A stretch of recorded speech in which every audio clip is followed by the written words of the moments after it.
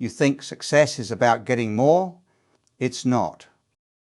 It's about controlling what you already have: your mouth, your mood, your money, your mind. Most people spend their entire lives chasing the next thing, the next opportunity, the next relationship, the next level, but they can't even control themselves. They say things they regret. They let their emotions run wild. They spend money they don't have. They let their thoughts spiral into places that destroy them. And they wonder why life feels so hard, why nothing seems to work. Why do they keep starting over? Here's the truth. You don't need more discipline in every area of your life. You need mastery in 4. Control these 4 things, and everything else starts to fall into place.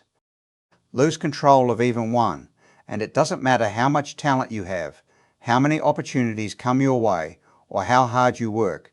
You'll sabotage yourself every single time. So if you've ever felt like you're your own worst enemy, like you keep getting in your own way, like you're capable of so much more, but something keeps holding you back, this is it. This is where it starts, and this is where it changes. Let me tell you something that nobody wants to hear, but everyone needs to understand. You are not a victim of your circumstances. You're a victim of your lack of self-control. And I know that sounds harsh. I know it's easier to blame your environment, your upbringing, your job, your relationships, the economy, whatever. But the reality is, most of the problems in your life right now didn't come from the outside. They came from the inside, from what you said you should not have said, from the mood you let take over, from the money you spent that you didn't have, from the thoughts you entertained that you should have shut down. And until you take responsibility for that, until you stop pointing fingers and start looking in the mirror, nothing is going to change. You can move to a new city. You can start a new job. You can enter a new relationship. But if you don't change you're just going to create the same mess in a new place. Here's the thing about self-control. Most people think they have it until they don't. They think they're disciplined because they go to the gym or show up to work on time. But discipline isn't just what you do. It's about what you don't do. It's about the words you don't say when you're angry. It's about the emotions you don't act on when you're triggered. It's about the purchases you don't make when you're feeling impulsive. It's about the thoughts you don't feed when they're trying to drag you into a dark place. And that kind of discipline, most people don't have it. They think they do, but the proof is in their life. If your relationships are chaotic, you don't have control of your mouth.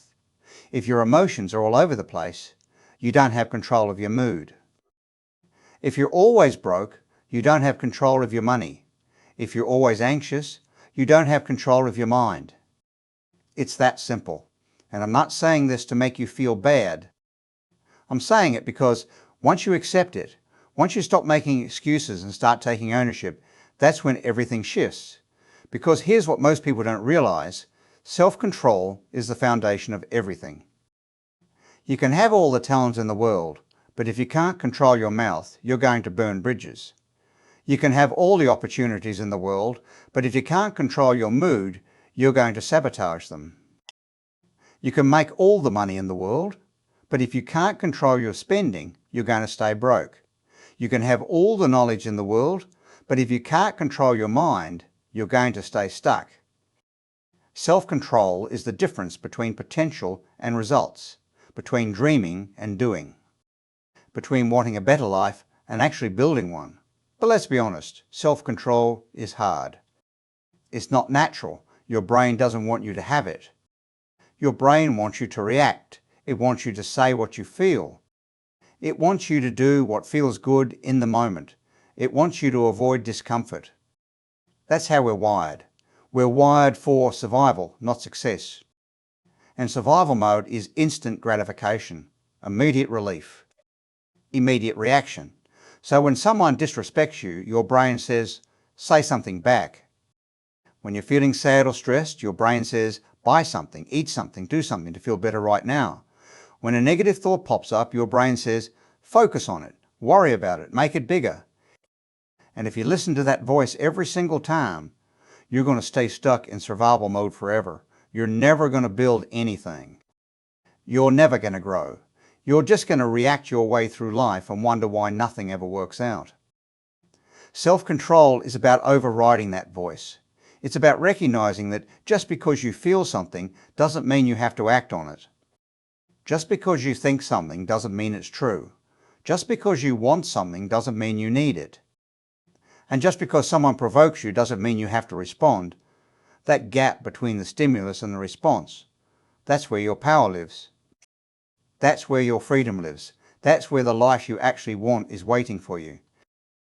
But you have to learn to live in that gap. You have to learn how to pause, how to think, how to choose. And that's not something you do once. That's something you practice every single day until it becomes who you are. Let's talk about the 4 areas where most people lose control. Your mouth, your mood, your money, your mind. These are the 4 pillars of self-mastery. Get these right and your life transforms. Lose control of even one, and it doesn't matter what else you're doing, you're going to struggle. And the crazy part is, most people know this. Deep down, they know that their words get them in trouble. They know that their emotions are running the show. They know their spending is out of control. They know that their thoughts are making them unhappy, but knowing isn't enough. You have to do something about it. You have to build the discipline. You have to create the systems. You have to commit to the process. And that starts right now. That's where everything started to change. Let's start with the one that ruins more lives than almost anything else, your mouth. The words you say. The things you let slip when you're angry, hurt, or just not thinking.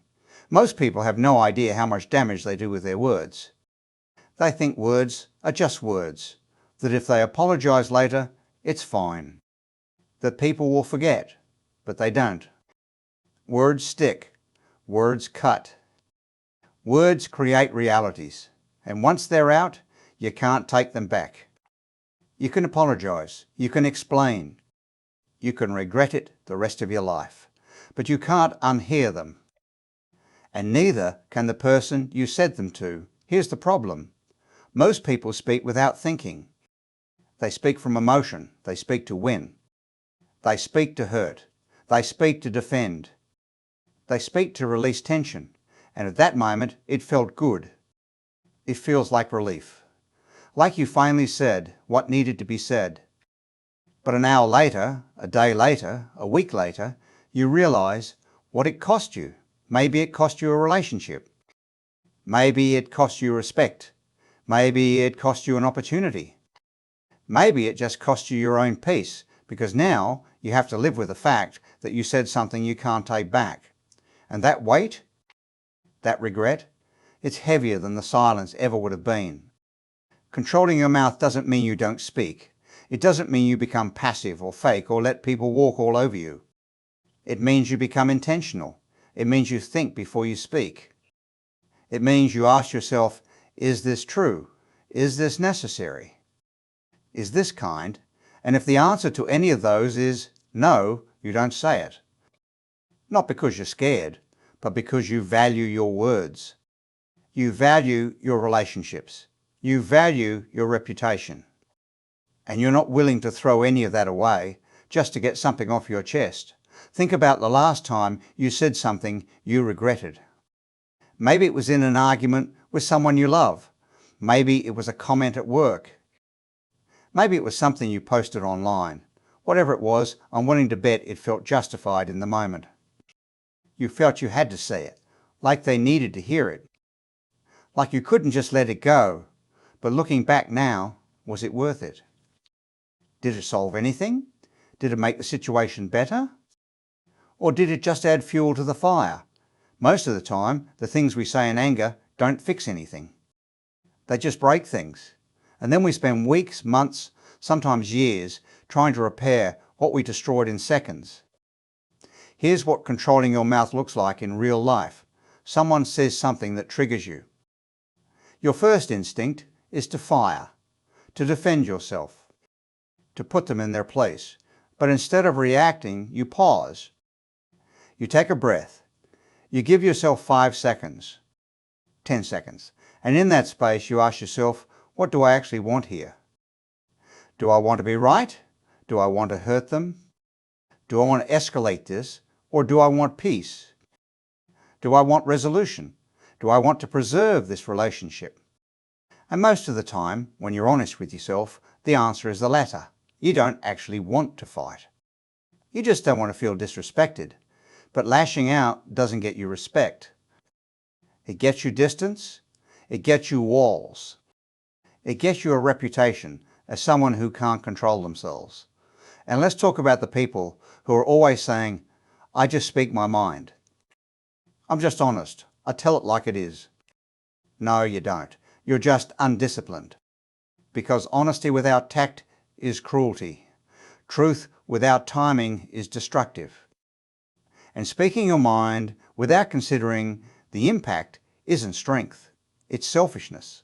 Real strength is knowing what to say, when to say it, and how to say it in a way that builds instead of destroys. Real honesty is being truthful without being hurtful. And that takes skill. That takes control. That takes maturity. Your words have power. They can heal or they can hurt. They can open doors or they can close them. They can build trust or they can shatter it.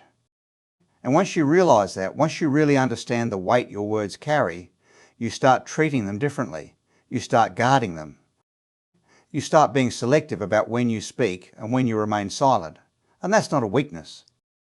That's wisdom, because silence isn't always agreement. Sometimes it's just protection. Protection for you. Protection for them. Protection for the relationship.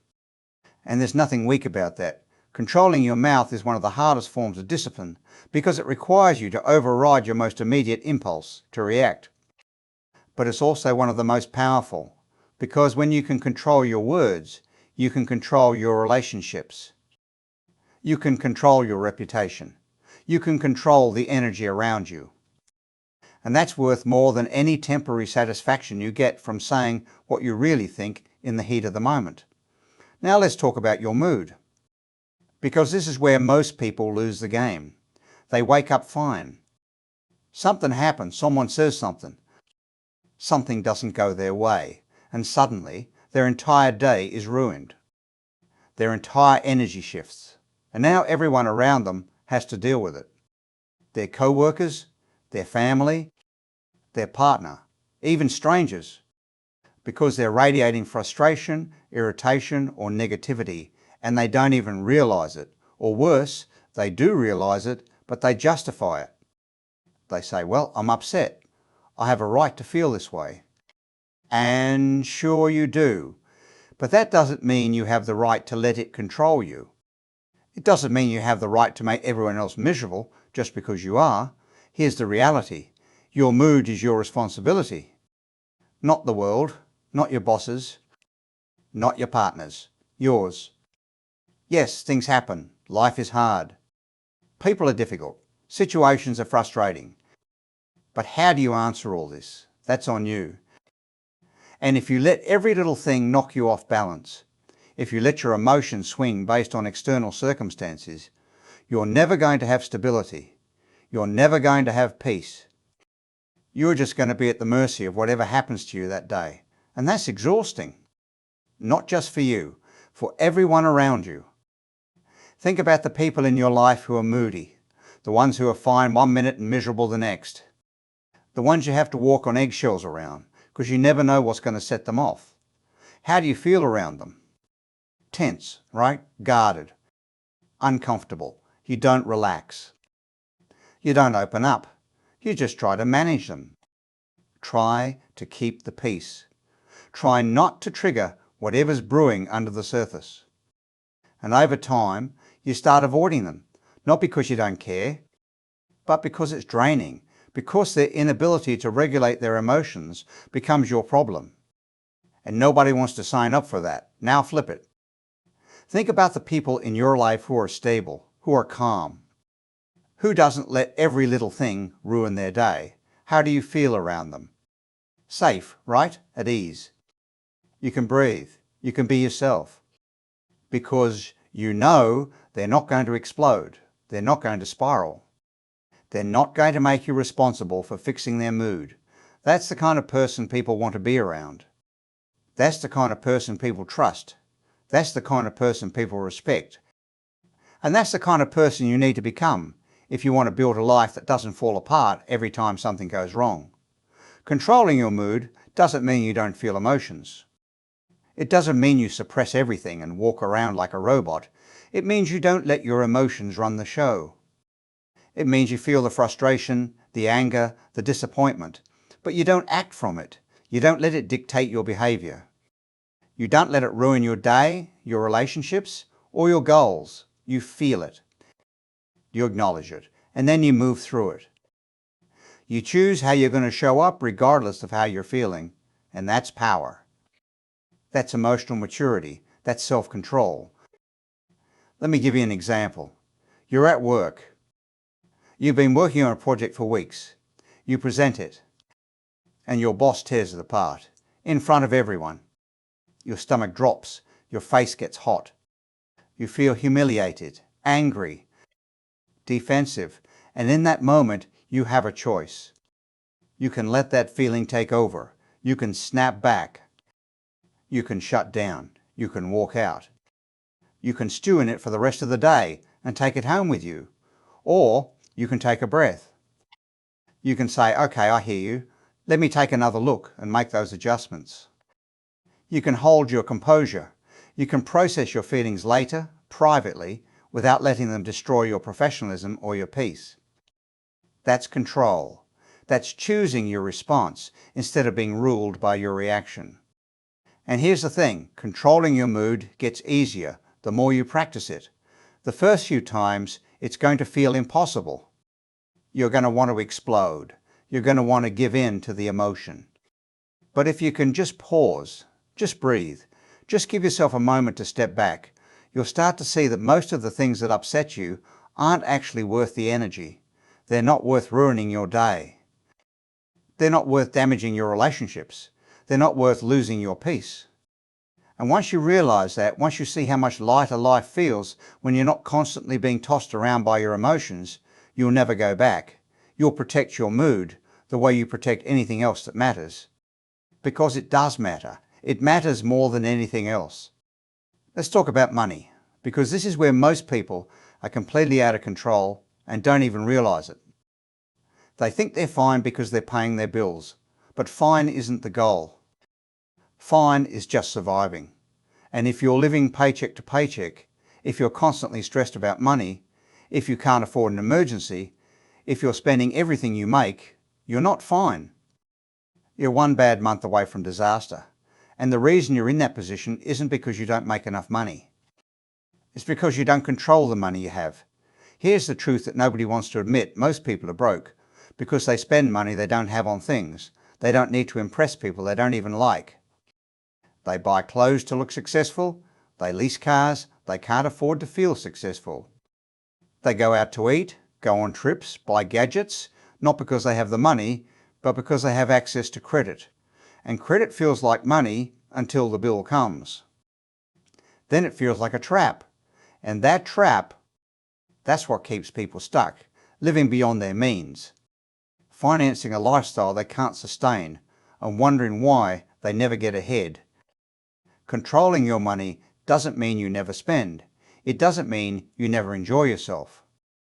It means you're intentional. It means you know where every dollar is going. It means you're not spending on impulse. You're not buying things just because they're on sale, or because you had a bad day, or because everyone else has one. You're buying things because they align with your goals, because they add value to your life, because you can actually afford them, not on credit, but with money you actually have. And if you can't afford it, you don't buy it. Period. You wait. You wait. You save. You prioritize. And that discipline, that's what separates people who build wealth from people who stay broke. Think about the last time you bought something on impulse. Maybe it was a pair of shoes. Maybe it was a meal you ordered because you didn't feel like cooking. Maybe it was a subscription you don't even use anymore. Whatever it was, how did you feel right after? Probably good. Satisfied. Excited even. But how did you feel a week later? A month later? When did the credit card bill come? When you realised you needed that money for something else. That's the cost of lack of control. It's not just money you spend. It's the stress, the regret, the realisation that you traded long-term security for short-term satisfaction. And that trade, it's never worth it. Here's what controlling your money looks like in practice. Before you buy something, you ask yourself a few questions. Do I need this? Can I afford this without going into debt? Will I still care about this in 6 months? And if the answer to any of those is no, you don't buy it. You walk away. You give yourself time, and most of the time the urge passes. You realise you didn't actually need it. You just wanted the feeling you thought it would give you. And that feeling, it doesn't last. But the debt does. The stress does. The setback does.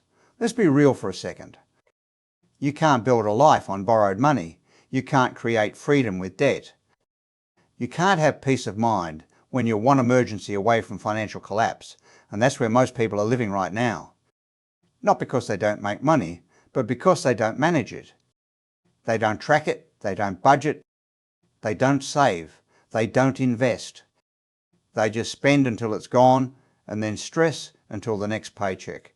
And that cycle, it never ends unless you decide to end it. Unless you decide that controlling your money is more important than looking like you have money. Unless you decide financial security is more valuable than temporary satisfaction. Controlling your money is delayed gratification. It's about saying no now so you can say yes later. It's about sacrificing the small stuff today so you can afford the big stuff tomorrow. And I'm not talking about being cheap. I'm not talking about never enjoying your life. I'm talking about being smart, being intentional, being disciplined, because money isn't just money. It's an option. It's freedom.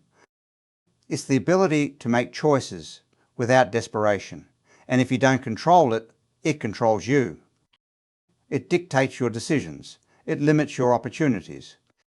It keeps you stuck, and you don't have to live that way. You just have to decide you won't. Now we get to the hardest one. Your mind. Because everything we've talked about so far, your mouth, your mood, your money, it all starts here. In your mind. In the thoughts you think. In the narratives you tell yourself. In the beliefs you hold about who you are and what you're capable of. And if you don't control your mind, if you let it run wild, if you let every negative thought, every fear, every doubt take root and grow, it doesn't matter how disciplined you are in the other areas. Your mind will sabotage it all. Here's what most people don't realize. Your mind is not your friend, not naturally. It's wired to protect you, yes, but protection doesn't always mean growth.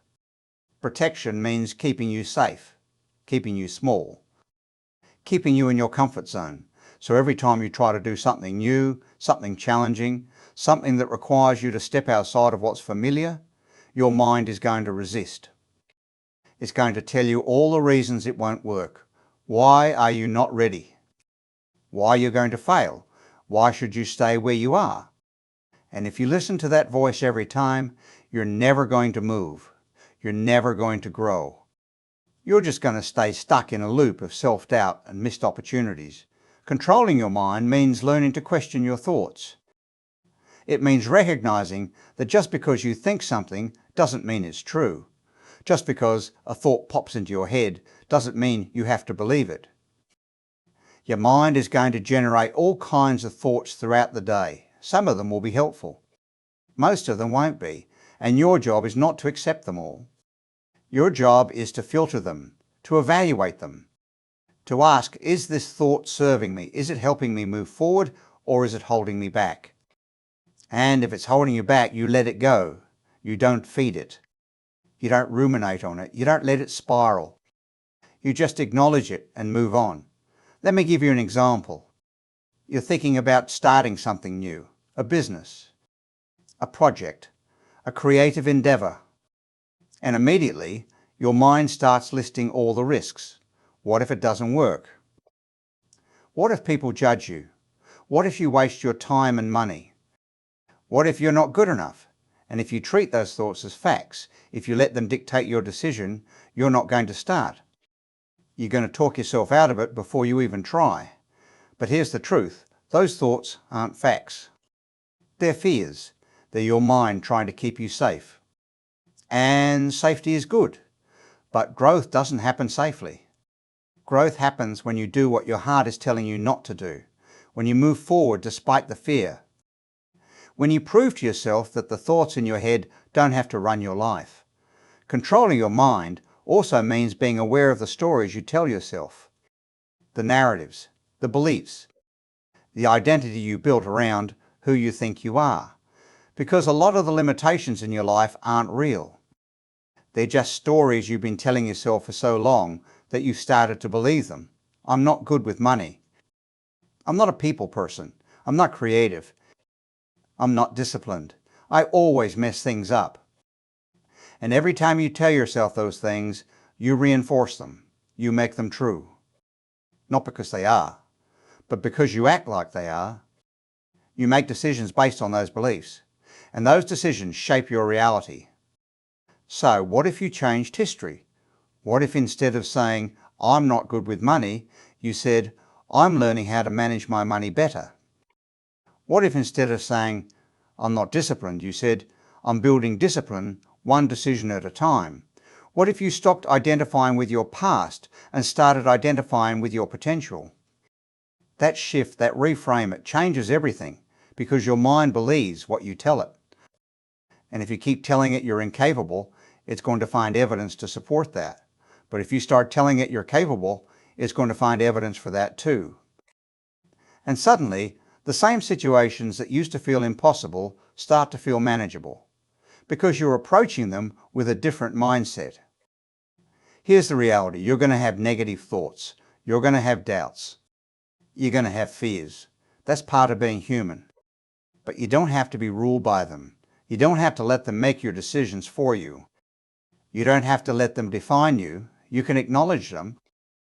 You can thank them for trying to protect you. And you can choose to act anyway. You can choose courage over comfort. You can choose growth over safety.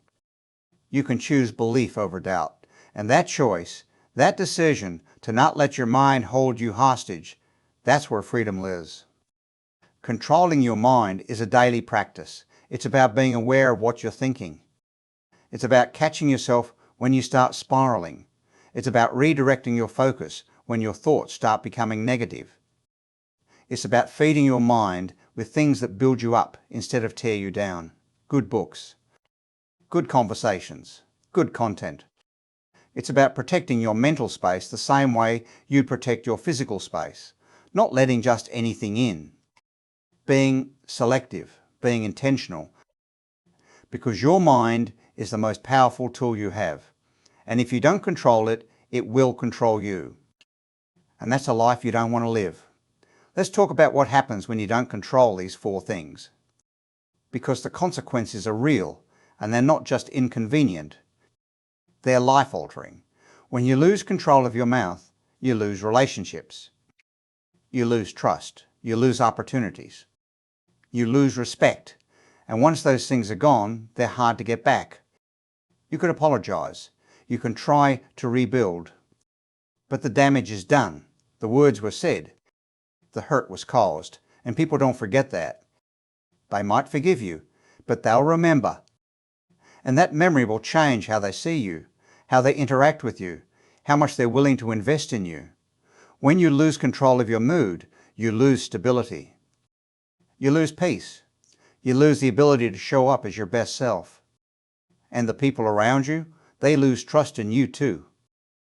Because they never know which version of you they're going to get. The happy version, the angry version, the withdrawn version. And that unpredictability, it pushes people away. Not because they don't care, but because they can't rely on you. They can't count on you to be steady. And relationships, whether personal or professional, require steadiness. They require consistency. And if you can't provide that, people will find it elsewhere. When you lose control of your money, you lose freedom. You lose options. You lose the ability to make choices based on what you want instead of what you can afford. You become dependent on jobs you hate, on people who control you, on systems that keep you trapped, and the stress of that, it seeps into every area of your life. Your health suffers. Your relationships suffer. Your mental health suffers. Because money stress isn't just money. It's about security. It's about feeling like you're always one step away from falling apart. And that feeling, it's heavy. It's suffocating. And it doesn't go away just because you ignore it. When you lose control of your mind, you lose everything. Because your mind is where it all starts. Your thoughts become your beliefs. Your beliefs become your actions. Your actions become your habits. Your habits become your life. And if your thoughts are negative, if they're fearful, if they're self-defeating, your life is going to reflect that. You're going to hold yourself back. You're going to sabotage your own success. You'll be stuck in patterns that don't serve you. And the worst part, you'll blame everything and everyone else. You'll say it's the economy. It's your circumstances. It's your past. But really, it's your mind. It's the thoughts you're choosing to believe. It's the narratives you're choosing to live by. And until you take control of that, nothing else is going to change. The cost of losing control is high, higher than most people realise until it's too late. Until they've burned bridges they can't rebuild. Until they've created financial holes they can't climb out of. Until they've developed patterns they can't break. And by that point, the work to fix it is so much harder than the work it would have taken to prevent it. Because prevention is always easier than recovery. Discipline is always easier than regret. And control is always easier than chaos. But most people don't see that until they're living in the chaos. Until they're dealing with the consequences. Until they're trying to clean up a mess that didn't have to happen in the first place. So if you're reading this and you're recognising yourself in any of this, if you're seeing areas where you've lost control, don't beat yourself up. Don't spiral into shame or guilt. Just acknowledge it. Just be honest with yourself. Because awareness is the first step. You can't fix what you won't admit. You can't change what you won't confront. And the fact that you're still here, still reading, still paying attention, that means you're ready. You're ready to take control. You're ready to do the work. You're ready to stop letting these 4 areas run your life and start running them yourself. So how do you actually do it? How do you go from knowing you need control to actually having it? Because knowing isn't enough. You can read all the books, you can watch all the videos. You can nod and agree with everything. But if you don't implement it, if you don't practice it, if you don't build the systems and the habits that support it, nothing changes. You just become someone who knows what they should do but doesn't do it. And that's worse than not knowing at all. Because now you're aware, now you're accountable. And now, every time you fail, you can't pretend you didn't know better. Building discipline starts with small decisions. Not big, life-changing declarations. Not massive overhauls. Just small, consistent choices that add up over time. It's choosing to pause before you speak instead of reacting immediately. It's choosing to take a breath when you feel your mood shifting instead of letting it take over. It's choosing to skip the impulse purchase and put that money in savings instead. It's choosing to question the negative thought instead of accepting it as truth. These aren't dramatic moments. They're quiet ones, but they are important. Because discipline is not built in big moments. It's built in the small ones. In the moments when no one's watching, when there's no applause, when it's just you and the choice. And here's the thing about discipline, it compounds. The first time you choose restraint, it's difficult. It's really hard. It feels unnatural. It feels like you're suppressing yourself. But the second time, it's a little easier. The third time, easier still. And by the 10th time, the 100th time, it's not even a struggle anymore. It's just who you are. It's just how you operate. You've rewired your brain. You've built new pathways. You've trained yourself to respond differently. And now, what used to feel impossible feels automatic. That's the power of consistency. That's the power of practice. That's the power of discipline. But you have to start somewhere, and the best place to start is with one area. Don't try to overhaul all four at once. That's overwhelming. That's setting yourself up to fail. Pick one. Maybe it's your mouth. Maybe you know that's where you do the most damage. So you commit to pausing before you speak every single time, no matter what. You give yourself 5 seconds, 10 seconds, whatever it takes. And in that pause, you ask yourself, is this necessary? Is this kind? Is this going to help or hurt? And you make a decision from that place instead of from emotion. Or maybe it's your mood. Maybe you know you're too reactive, too moody, too dependent on external circumstances for your internal state. So you commit to checking in with yourself throughout the day. You set reminders on your phone. You take 5 minutes to breathe, to ground yourself, to remind yourself that you get to choose how you show up, that your mood doesn't have to be dictated by what's happening around you, that you have more control than you think, and you practice that every day until it becomes second nature. Or maybe it's your money. Maybe you know you're spending more than you should. So you commit to tracking every dollar for a month. No judgment, no shame, just awareness.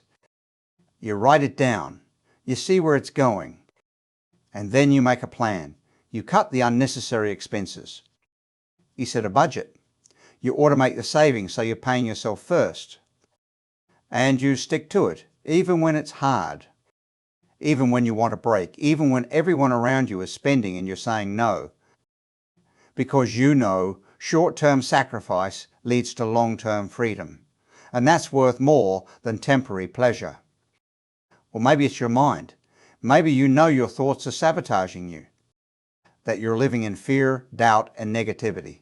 So you commit to catching yourself. Whenever a negative thought arises, you write it down. You look at it. You ask, is this true? Is this helping me? And if it's not, you reframe it. You replace it with something better, something more empowering, something that moves you forward instead of holding you back. And you do that every single day until your default thought patterns start to shift, until your mind starts working for you instead of against you. Pick one, master it, then move to the next, because this isn't a sprint. This is a lifestyle. This is about becoming the kind of person who has control, who doesn't spiral, who doesn't sabotage, who doesn't live reactively. And that person, that's built one decision at a time. Here's what most people don't realize. When you control these 4 areas, everything else in your life starts to improve. Not because you're trying to fix everything, but because these 4 areas touch everything. They're foundational. They're the roots. And when the roots are strong, the tree grows. When you control your mouth, your relationships improve. People trust you more. They feel safer around you. They know you're not going to say things you don't mean. They know you're thoughtful, intentional. And that trust, that's the foundation of every meaningful connection. Personal, professional, all of it. When you control your mood, your energy changes. You become someone people want to be around. You become steady, reliable, a source of calm instead of chaos. And that energy, it attracts opportunities. It attracts the right people. It attracts the kind of life you've been trying to build.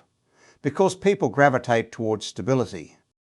They gravitate toward peace. And when you embody that, you become magnetic. Not in a showy way, in a quiet, powerful way. The kind that doesn't need to announce itself. It just is.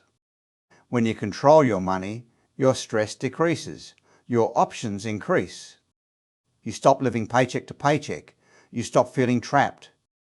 You start building. You start investing. You start creating a buffer between you and disaster. And that buffer, that's freedom. That's the ability to make decisions based on what's right for you, not what you can afford. That's the ability to walk away from things that don't serve you. That's the ability to say yes to opportunities without fear. And that changes everything. When you control your mind, you unlock your potential. You stop being your own worst enemy. You stop talking yourself out of things before you even try. You stop living in fear and start living in possibility. You start seeing opportunities instead of obstacles. You start believing in yourself instead of doubting. And that belief, that's what makes everything else possible, because you can have all the talent, all the resources, all the opportunities in the world. But if you don't believe you can do it, you won't. Your mind will sabotage you every time. But when you control your mind, when you train it to support you instead of limit you, there's nothing you can't achieve. And here's the beautiful part.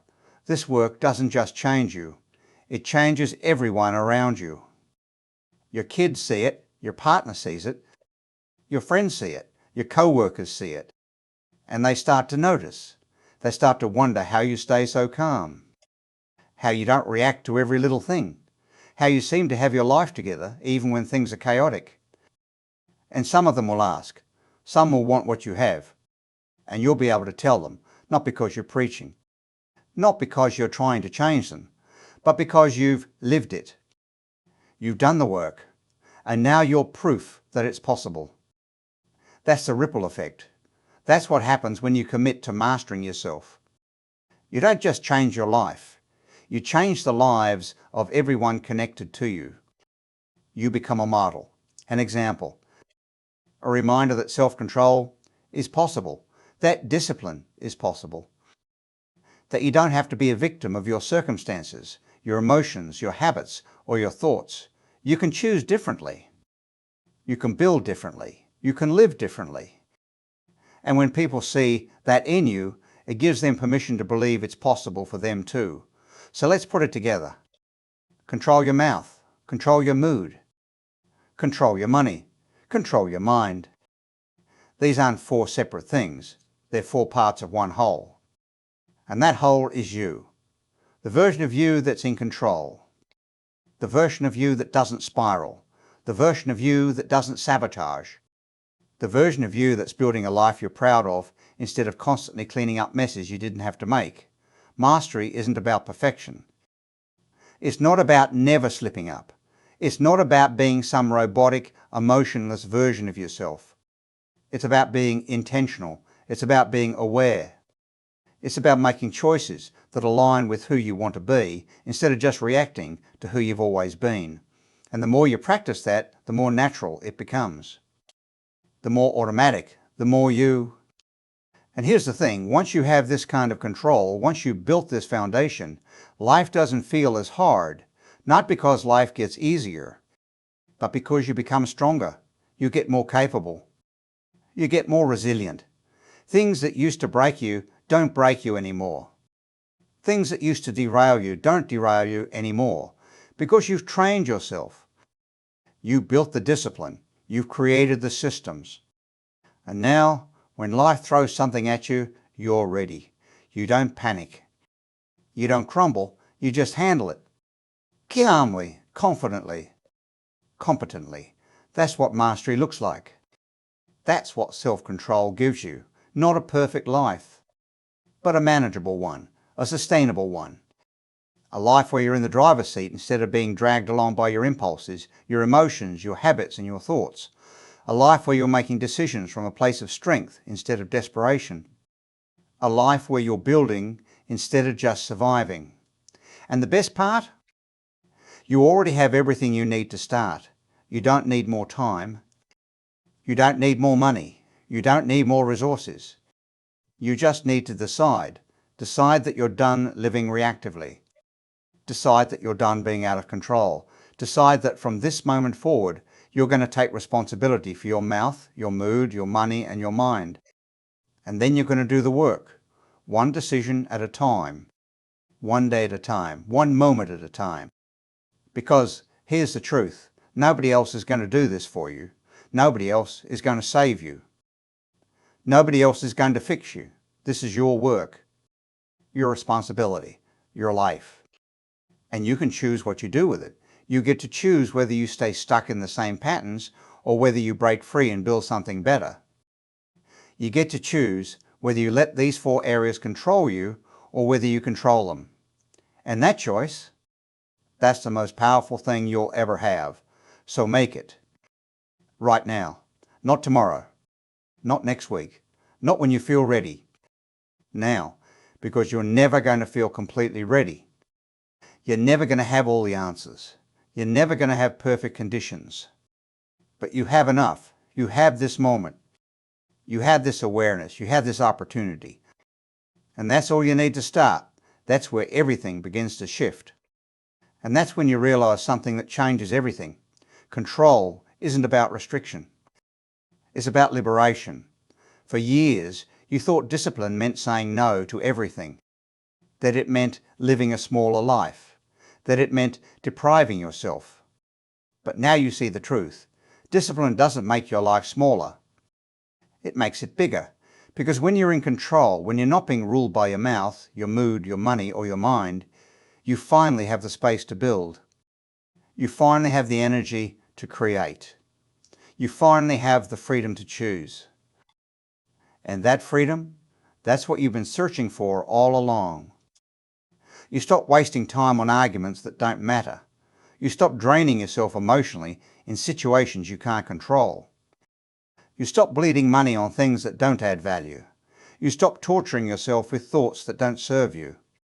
And suddenly, all that time, all that energy, all that mental space, it's yours. It's available. It's ready to be invested in things that actually matter, in relationships that build you up, in goals that move you forward, in a life that feels aligned instead of chaotic.